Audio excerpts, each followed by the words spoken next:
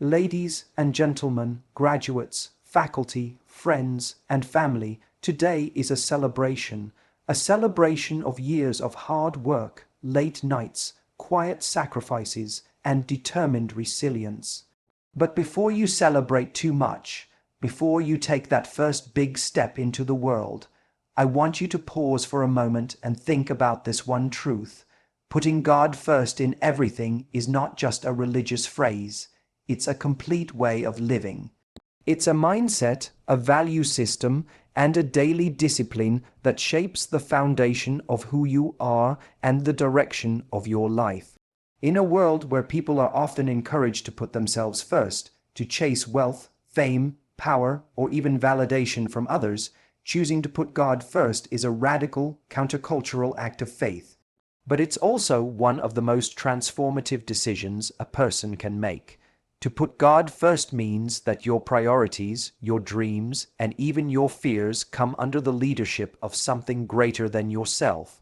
It's waking up in the morning and asking not, "What do I want today?" but rather, "God, what do you want for me today?"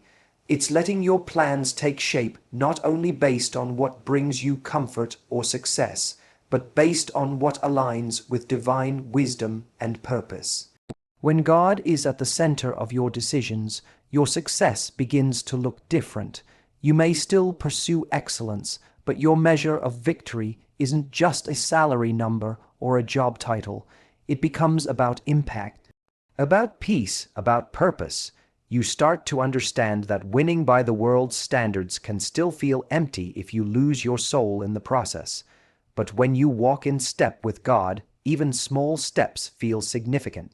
Even failures have meaning, because you're walking with a compass that doesn't shift with trends, but stays fixed on eternal truth.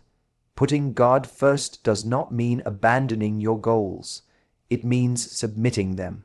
You still go to school, you still start a business, you still work hard, but you don't do it just for applause or to prove something to others. You do it to serve, to contribute, and to glorify the one who gave you the talent in the first place. You begin to realize your gifts are not just for you. They're through you, for others, for the world, for a reason bigger than self. This principle also reshapes how you deal with challenges. Life, no matter how gifted you are or how hard you try, will test you.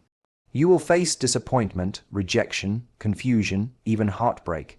If you've built your life on ego or on unstable foundations, everything can collapse. But if God is first, if your trust is in something eternal, then even in loss you find stability. Even in chaos you can stand firm. Your peace is no longer tied to your circumstances, but to your relationship with the Creator. When you put God first, your relationships begin to change too. You learn to love people not just because they benefit you, but because they're worthy of love. You learn to forgive even when it hurts. You start choosing integrity over popularity, service over selfishness, humility over ego. People notice that there's something different about the way you carry yourself, not self-righteousness, but a quiet strength that comes from being rooted in something real. There's also freedom in this way of living. Many people are chained to the constant pressure of being perfect, achieving more, or always staying ahead. But when you put God first, you live under grace, not pressure. You start to see yourself not as someone constantly proving your worth, but as someone who is already deeply loved, already seen, already known by the one who made you. That's freeing. That's peace. Putting God first also means learning to trust His timing. We often want things quickly, success now, answers now, healing now. But God's process often includes seasons of waiting, of pruning, of stretching. It's hard. It feels like nothing is happening. But during those times, He's shaping your character, preparing you for what's next. If you only trust Him when things are going your way, you don't really trust Him. True faith is when you trust Him when nothing makes sense, when the path is unclear, but your heart is anchored. And make no mistake, putting God first requires intention. It doesn't happen by accident. We live in a world full of distractions. Everything from social media to endless to-do lists can pull your attention in 100 different directions. So to keep God first, you must return to Him daily, in prayer, in stillness, in gratitude. Even in the midst of your busiest moments, you must find space to reconnect with your source. Because just like a phone without a charger loses its power, your soul without God will run dry. You might ask, what does this look like practically? It means praying before you make big decisions. It means honoring your values even when shortcuts are available. It means being generous with your time, your energy, your money. It means spending time in Scripture, not just for knowledge but for transformation. It means asking not just, what can I get out of life, but how can I serve God with my life? Some people think putting God first will make life more limited, more boring. The opposite is true. It expands your life. It gives you a reason to wake up with hope, even on hard days. It connects you to a purpose so much greater than just surviving or succeeding. It brings joy that's not dependent on how well things are going. C.S. Lewis once said, when you put first things first, second things are not suppressed but increased. That's the paradox. When you seek God first, everything else falls into place, not always the way you expect. Not always immediately, but in a way that's real, that lasts. So as you go forward, whether you're graduating, starting a new chapter, or simply choosing to live with more intention, remember this: your life is a story being written by the one who knows the end from the beginning. Let Him hold the pen, let Him lead the way. Trust that when you put God first, everything else will find its proper place. You don't have to be perfect. You don't have to have it all figured out. You just have to be willing. Willing to surrender, willing to listen, willing to live with your eyes set on something higher, because at the end of the day, when the noise fades, when the spotlight dims, and when the applause is gone, the only thing that will matter is this: did you put God first? And if the answer is yes, then you've already won. Failure is one of the most misunderstood experiences in life. It's often seen as a sign of weakness, a source of shame, or a reason to give up. But when you shift your perspective, especially through a faith-based lens, you begin to realize that failure is not the opposite of success. It's a crucial part of it. And more importantly, when you fall, don't fall backward in defeat. Fall forward in faith, with your eyes still on the purpose God has set before you. Falling forward means choosing to learn, grow, and rise again after every disappointment. It means not letting failure define who you are, but allowing it to refine what you do next. Everyone fails. Everyone makes mistakes. Even the most successful people have stories of rejection, breakdowns, and detours. The difference is in how they responded. Some let failure become their prison. Others turned it into their platform. They didn't just get back up.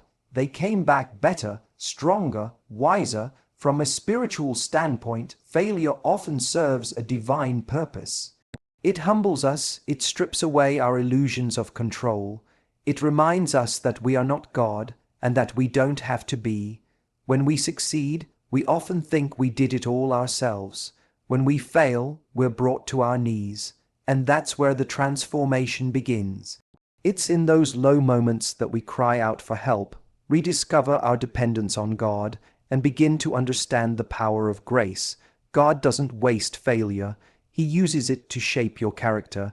He uses it to reveal blind spots you couldn't see in comfort.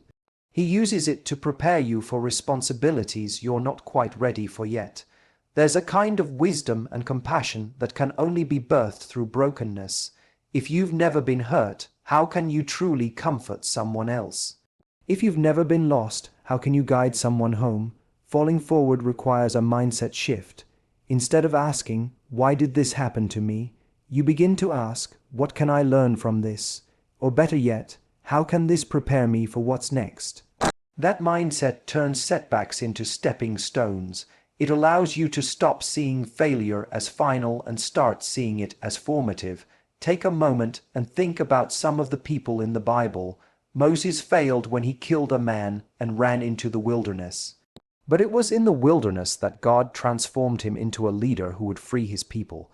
Peter denied Jesus 3 times. That was a huge failure, but Jesus restored him, and Peter became one of the founding pillars of the early church. Paul persecuted Christians before becoming the man who would write most of the New Testament. In each case, failure wasn't the end of the story. It was the turning point. It was the place where grace met grit. Where calling was birthed out of brokenness, that same principle applies to you. Your failure is not a full stop, it's a comma in the sentence of your life. It may slow you down, but it does not disqualify you. Falling forward also means refusing to be paralyzed by fear. Fear of failure keeps many people from even trying. They stay stuck, not because they aren't capable, but because they're afraid to look foolish. But here's the truth. If you're not failing at something, you're probably not pushing yourself far enough. Comfort zones are nice, but nothing grows there. Growth happens in risk. Growth happens in trying, in falling, in getting back up. One of the biggest lies you can believe is that failure is proof that you're not good enough. That's not true. Failure is often proof that you're growing, that you're brave enough to put yourself out there, that you're human.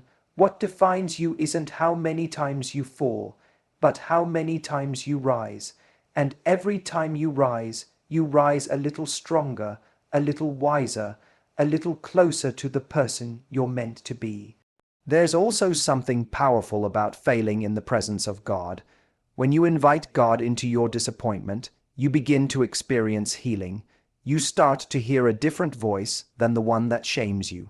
Instead of "you blew it," you hear "I'm not done with you." Instead of "you're not enough," you hear "my grace is sufficient." God doesn't love you less when you fail. In fact, He often draws even closer, reminding you that your worth is not tied to your performance, but to His love. Another key to falling forward is community. We're not meant to rise alone. When you go through failure, it's easy to isolate, to hide, to pretend everything is fine. But that only deepens the wound. Real healing begins when you're vulnerable enough to say, "I'm struggling," and brave enough to let others walk with you through it. In a healthy community, failure isn't taboo, it's shared, understood, and used as fuel for collective growth. From a practical standpoint, falling forward means taking responsibility, but not carrying unnecessary shame. Own your mistakes, but don't let them own you. Apologize where needed, reflect deeply, make changes. But then let it go. Carrying guilt that God has already forgiven is like trying to walk forward with chains around your feet. Grace is there to set you free. Use it. Also, give yourself permission to start again. Begin again with a new approach, a new strategy, a deeper faith. Each time you fail and get up, you gain another layer of resilience. You become more adaptable, more humble, more grounded. That's why some of the most powerful leaders are not those who never failed, but those who did and didn't stop. The beauty of falling forward is that it creates empathy. Once you've known what it's like to mess up, you're slower to judge others. You become the kind of person who can offer real encouragement, not just cliches. You can say, "I've been there, and you're going to get through this." In a world obsessed with perfection, your willingness to fall forward shows courage. It reveals your humanity, and more importantly, it shows your trust in something greater than your own ability. When you know God is with you, you stop being afraid of what failure can take from you, because you know it can't take away your purpose. So keep going, try again, apply again, love again, trust again, dream again, and if you fall again, fall forward. Let every stumble pull you deeper into grace. Let every misstep push you closer to maturity. Let every failure be part of your testimony, not your defeat, because when you fall forward, you're still moving, you're still learning, you're still in the story that God is writing, and He's not finished yet. Discipline is the bridge between dreams and reality. Many people have powerful aspirations. They want to change the world, launch successful careers, build meaningful relationships, and live with purpose. But very few are willing to commit to the daily discipline required to make those dreams come true. Motivation can ignite the fire, but it's discipline that keeps it burning long after the excitement fades. Discipline is choosing between what you want now and what you want most. It's the ability to say no to distractions, temptations, and shortcuts in order to stay aligned with a greater goal. It's what gets you up early when your body wants to sleep. It's what makes you open the book, go to the gym, show up to practice, or work on your craft, even when no one is watching, when you don't feel like it, and when progress feels slow. Many people wait for motivation to act, but motivation is fleeting. Discipline, on the other hand, is sustainable. It's a decision you make day by day, sometimes minute by minute. It's built in quiet moments, when you choose focus over comfort, repetition over novelty, commitment over convenience. It may not feel glamorous, but it creates a foundation that success can stand on. Spiritually, discipline is also essential. Faith isn't just about belief, it's about obedience. It's one thing to say you trust God, it's another to act like it every day, especially when your circumstances are uncertain. Reading scripture, praying, serving others, staying humble, these aren't one-time acts. They're disciplines, and over time they shape your character, deepen your relationship with God, and keep your life centered when storms come. Discipline also teaches you patience. We live in a culture of instant gratification. We want results now, fast food, fast fame, fast success. But true growth takes time. A seed planted today won't bear fruit tomorrow. The habits you practice today may not show results for weeks, months, or even years. But discipline keeps you showing up anyway, because you're not chasing a quick high. You're building something lasting. It's in the disciplined life that transformation happens. The athlete becomes elite not just from talent, but from the discipline of daily training. The artist creates beauty not just from inspiration, but from disciplined practice. The leader earns trust not from charisma alone, but from the discipline of showing integrity consistently. And the believer matures in faith not from attending a single sermon, but from the discipline of walking with God daily. Discipline also protects your priorities. Without it, even good things can pull you off course. You might be busy, but are you focused? Are your daily actions aligned with your long-term vision? Discipline helps you say, I don't have time for everything, but I will make time for what matters most.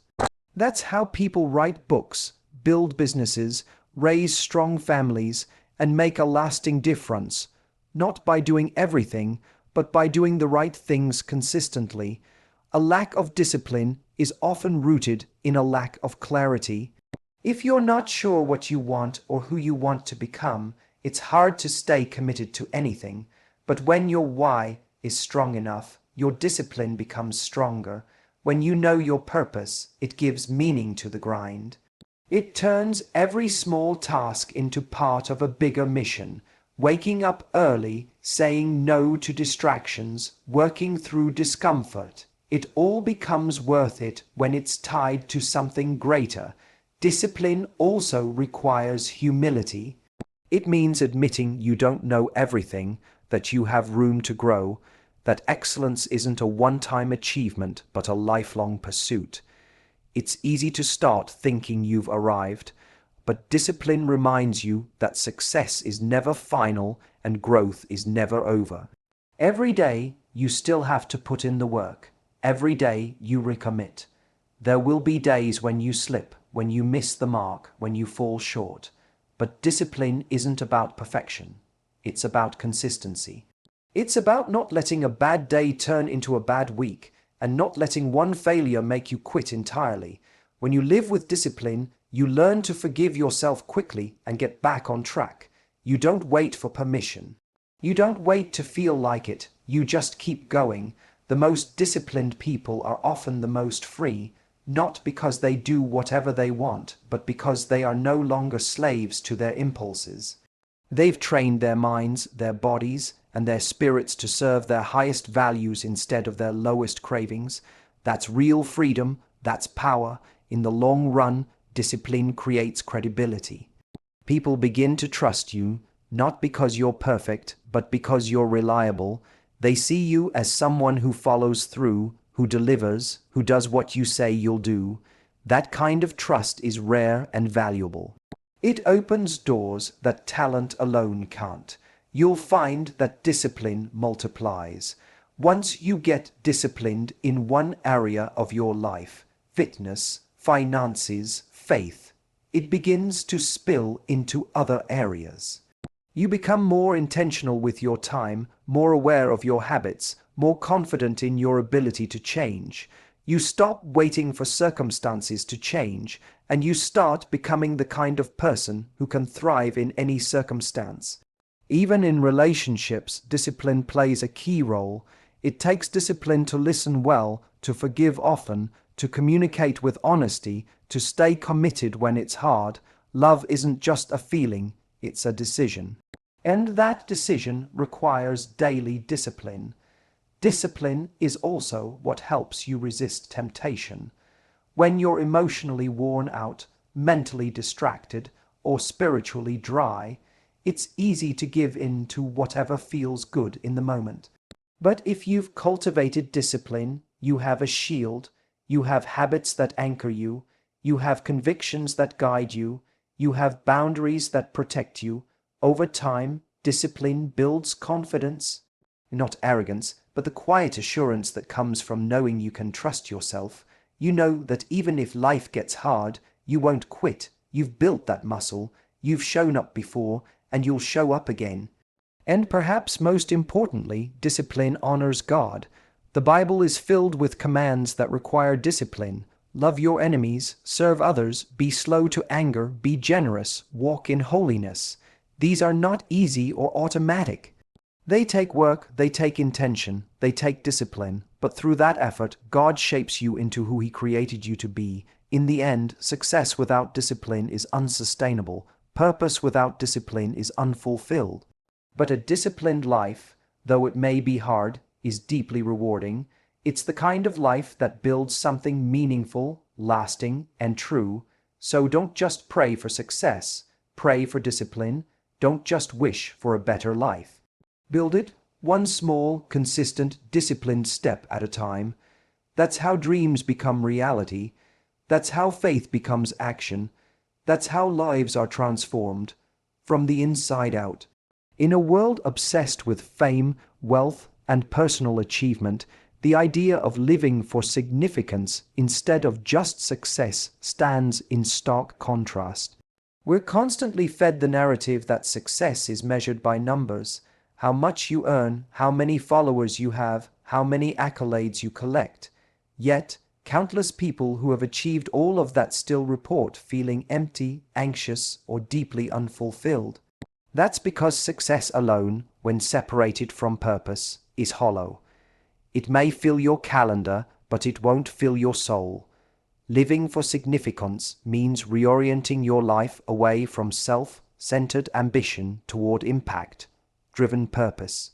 It's about asking a different set of questions. Instead of how high can I climb, it becomes whose life can I lift. Instead of what can I gain, it's what can I give. It's choosing to live not just to be remembered, but to make a difference in the lives of others. That's the heart of significant. Serving, loving, and giving in a way that leaves people better than you found them. There's nothing wrong with wanting to be successful. Ambition itself is not evil. In fact, many times God places dreams in our hearts for a reason. But when the pursuit of success becomes your only compass, it often leads you to build a life that looks impressive on the outside and yet feels hollow on the inside. You may achieve status, but lose relationships. You may get the applause, but miss the voice of God. You might build a platform, but have no real peace standing on it. True significance often starts small. It begins in the everyday moments, the way you treat the people around you, the time you give to someone in need, the encouragement you offer a stranger, or the honesty with which you live your life. Significance doesn't need a stage. It's not about going viral. It's about going deeper, being consistent, being real, being someone others can trust. This idea is also deeply spiritual. In the eyes of God, the most significant things you do often go unnoticed by the world. Jesus himself said that even giving a cup of water to someone in his name matters. The kingdom of God doesn't measure greatness the way the world does. The first will be last. The humble will be exalted. The servant will be the greatest. That flips the whole idea of success on its head. In God's eyes, it's not about climbing over people to reach the top. It's about lifting others as you rise. C.S. Lewis once said, "You are never too old to set another goal or to dream a new dream." But more importantly, you're never too small to make a difference. Living for significance doesn't mean you have to change the whole world. It means being willing to change someone's world. A teacher who believes in a struggling student. A nurse who treats a patient with dignity. A parent who sacrifices to give their children a better life. These may never trend online, but they matter deeply in the economy of heaven. When you live for significance, your values shift. You start choosing integrity over image. You care more about being kind than being right. You become more generous, not just with money, but with time, with attention, with compassion. And this kind of life creates ripple effects. You might never see all the impact you make, but you plant seeds that grow long after you're gone. Another powerful truth is that living for significance brings deeper joy. Success can be thrilling, but it's often short-lived. The moment passes, the applause fades, the spotlight moves on, but when you know you've helped someone, when you've contributed to something greater than yourself, that fulfillment runs deeper, it lasts longer. It nourishes your soul. This is also where legacy comes into play. People who chase success often leave behind resumes, but people who live for significance leave behind legacies. Their names may not always be in history books, but their influence lives on in the people they touched, the lives they changed, and the love they gave. A life of significance echoes through generations. It's important to note that living for significance often requires courage, because it means swimming against the current of culture. It means turning down opportunities that may boost your status but compromise your values. It means staying faithful in small things when no one is watching. It means valuing character over clout. Sometimes it means taking the road less traveled. You may not get as much praise for it, and you may even be misunderstood. But when your compass is set to significance, you'll find peace even in obscurity, because you'll know you're walking in your purpose. Living for significance also changes how you see others. You begin to recognize the value in people that society overlooks. You become more patient with those who are struggling, more generous with those in need, and more gracious with those who fall. You stop seeing people as tools to use or obstacles to overcome, and start seeing them as souls to love. Moreover, when you live this way, success tends to follow, not always in the way the world defines it, but in ways that matter most. You find success in your relationships, in your peace of mind, in the joy that comes from knowing you're right where you're meant to be. You may not gain 1 million followers, but you'll earn trust. You may not get famous, but you'll become deeply respected. You may not win awards, but you'll win hearts. And when it's all said and done, when you look back at your life, you won't ask, "Did I make enough money?" You'll ask, "Did I love well?" You won't wonder if people envied your lifestyle. You'll care whether they were inspired by your example. You won't be proud of what you bought. You'll be proud of what you built. So if you're chasing success, pause for a moment. Ask yourself why. Is it just to prove something, to keep up with others, to feel important? Or is it connected to something bigger, to purpose, to people? To God, because significance is not about being the best in the world. It's about being the best for the world. And the truth is, when you live with significance, success often becomes a byproduct. But even if it doesn't come in the way you hoped, your life will still matter. It will still be full, because it will be built not on applause or achievements, but on love, faithfulness, and purpose. That's a life worth living,